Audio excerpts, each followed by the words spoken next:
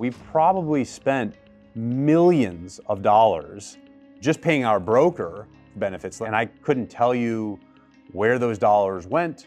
Was there a good ROI on that spend? Was it increasing employee happiness? Were they getting what they needed or what they wanted? And that was the real light bulb moment to think, wow, we can build a much better solution here that provides more transparency to founders and CEOs, CFOs, executives building their companies.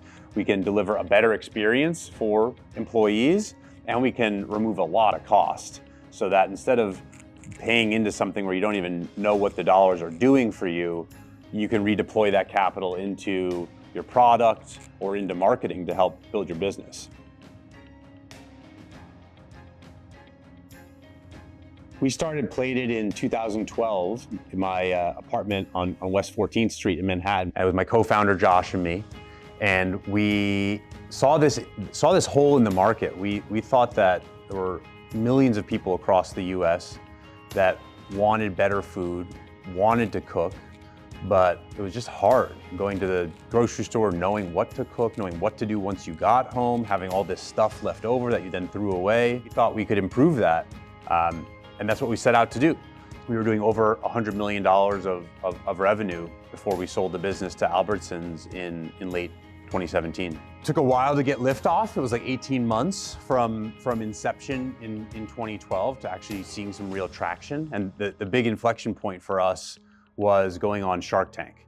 We pitched to the Sharks. We aired in May of 2014, and the following month we did more revenue than we'd done over the whole 2 years of the business cumulatively up to that point. At peak with Plated, we were delivering over 1 million meals per year.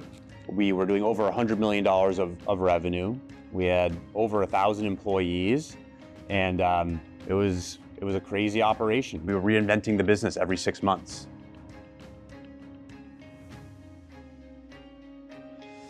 We started off just us, first-time venture-backed entrepreneurs, not really knowing what questions to ask.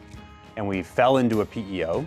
We were working with this PEO, helping with compliance and payroll and making sure our employees got on the right benefits packages for themselves and their families.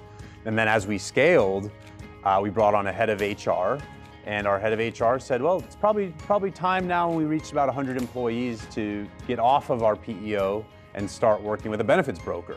Quite honestly, I didn't know until relatively recently what that person did. I just didn't know the right questions to ask. That's why we're building Ignition. We're building the solution for the market to help answer those questions, to save people the cost and the pain that we experienced. As a founder rapidly scaling our business, Plated, I had a million things that were more pressing than benefits. Every day, all day was fighting fires and solving problems. And benefits was just something I didn't think about. If I had thought about benefits at Plated, we most likely would have saved somewhere between $4 and $5 million. And we could have reinvested those dollars into engineering or marketing or just reducing our burn, which consequently could have driven up our valuation by a multiple of that. I started thinking, where can we deploy AI to help with automation, to help improve workflows, to make processes more efficient and deliver better experiences for people? And along that journey, rediscovered this world of benefits, which I had quite honestly forgotten about from running Plated, because again, it wasn't really something that I thought about day to day. As I looked more into benefits, the realization for me was, holy cow, behind payroll, behind paying people, benefits is the biggest single expense for most rapidly growing small businesses.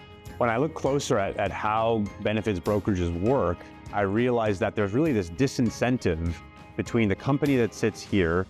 You've got your insurance carriers that are the actual insurance providers that sit on the risk here.